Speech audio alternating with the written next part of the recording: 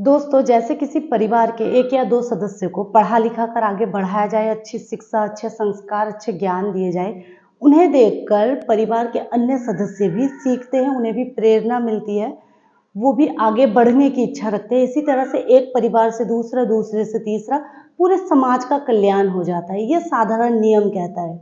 तो ये तो रही इंसानों की बात। अब बात करेंगे आत्माओं की। क्या आत्माओं में भी ये संभव है? तो मैंने कुछ साल पहले सुना था कि ऋषि औरोबिंदो ने भी कुछ प्रयोग किए थे। तो वो कौन सा प्रयोग था मुझे नहीं मालूम था और जानने की बड़ी इच्छा थी। तो मैंने बहुत जगह सर्च किया, मुझे कहीं नहीं मिला। फिर उनके लाइब्रेरी से जाकर कोलकाता से मैंने इस पुस्तक को लाई, ये बंगाली में है। तो ये पुस्तक तो अभी काफ़ी ज़्यादा बड़ी भी है और मोटी भी है, इसे पढ़ने में मुझे काफ़ी समय लगेगा। तो मैंने बहुत जगह ढूंढा, मुझे नहीं मिला। तो फाइनली मैं इस किताब को पढ़ रही थी, ओशो रजनीश की मैं मृत्यु सिखाता हूँ। तो इसमें मुझे उस प्रयोग के बारे में ओशो रजनीश ने लिखा है और पढ़कर मैं बिल्कुल आश्चर्यचकित हो गई कि मैंने कितनी जगह ढूंढा इसको, कितनी जगह सर्च किया, पर ये मुझे यहीं पर मिल गया। अच्छा, आप लोगों को मैं सुनाना चाहूँगी। श्री अरबिंदो एक प्रयोग कर रहे थे जिसमें वो सफल होते हुए नहीं मालूम पड़े, नहीं सफल हो सके, लेकिन उनकी दिशा बिल्कुल ठीक थी। वे ये प्रयोग कर रहे थे कि क्या ये संभव है कि थोड़ी सी आत्माएं इतने ऊपर उठ जाए कि उनकी मौजूदगी, उनकी प्रेजेंस दूसरी आत्माओं को ऊपर उठाने लगे और पुकारने लगे और दूसरी आत्माएं ऊपर उठने लगे। क्या ये संभव है कि एक मनुष्य की आत्मा ऊपर उठे तो उसके साथ पूरी मनुष्य जाति की आत्मा का स्तर ऊपर उठ जाए? ये ना केवल संभव है बल्कि यही संभव है। दूसरी आज कोई बात सफल हो नहीं सकती। आज आदमी तो इतना नीचे गिर चुका है कि अगर हमने ये फिक्र की कि हम एक एक आदमी को बदलेंगे तो शायद ये बदलाहट कभी नहीं होगी, बल्कि जो आदमी उनको बदलने जाएगा उनके सत्संग में उसके खुद बदल जाने की संभावना ज़्यादा है। उसके बदल जाने की संभावना ज़्यादा है कि वो भी उनके साथ भ्रष्ट हो जाए। आप देखते हैं जितने जनता के सेवक जनता की सेवा करने जाते हैं, थोड़े दिन में पता चलता है कि वे ही जनता की जेब काटने वाले सिद्ध हो रहे हैं।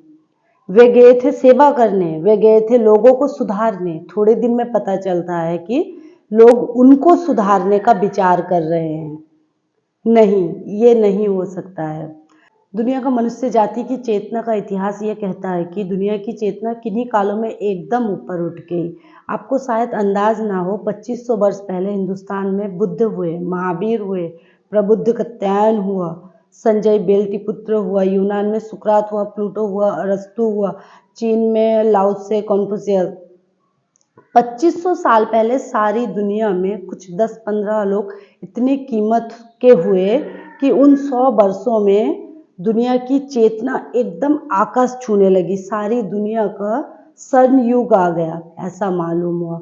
इतने प्रखर आत्मा मनुष्य की कभी प्रकट नहीं हुई थी। महावीर के साथ 50,000 लोग दिए की तरह जल गए और गांव-गांव घूमने लगे। ओशो रजनीश ने विवेकानंद के संबंध में भी बहुत अच्छी बात कही। विवेकानंद ने मरते वक्त कहा था कि मैं पुकारता रहा 100 लोगों को, 100 लोग आ जाओ, लेकिन वो 100 लोग नहीं आए और मैं हारा हुआ मर रहा हूँ। सिर्फ 100 लोग आ जाते तो मैं पूरे देश को बदल देता, लेकिन विवेकानंद पुकारते रहे, 100 लोग नहीं आए। और मैंने ये तय किया है कि, मतलब ओशो रजनीश ने अपनी बात बता रहे हैं, तय किया है कि मैं पुकारूंगा नहीं, मैं गांव-गांव में खोजूंगा, आँख-आँख में झांकूंगा कि वो कौन आदमी है। जो आदमी अगर पुकारने से नहीं आता है तो उसे खींच कर लाना पड़ेगा। अगर 100 लोगों को भी लाया जा सके तो ये मैं आपको विश्वास दिलाता हूँ कि उन 100 लोगों की उठती हुई आत्माएं एक एवरेस्ट की तरह, एक गौरी शंकर की तरह खड़ी हो जाएगी और पूरे मुल्क के प्राण उस यात्रा पर आगे बढ़ सकती है। तो बहुत अच्छी बात कही। औरोबिंदो के इस प्रयोग के बारे में मैं जानना चाह रही थी, आप लोगों को फिर से सुनाना चाहूँगी। वे ये प्रयोग कर रहे थे कि क्या ये संभव है कि थोड़ी सी आत्माएं ऊपर उठ जाए कि उनकी मौजूदगी, उनकी प्रेजेंस दूसरी आत्माओं को ऊपर उठाने लगे और पुकारने लगे और दूसरी आत्माएं ऊपर उठने लगे। इस प्रयोग के बारे में बहुत अच्छा लगा मुझे।